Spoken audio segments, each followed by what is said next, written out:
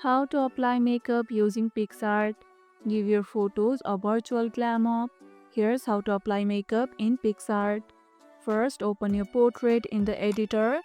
Go to retouch section and click on makeup or beautify depending on the version.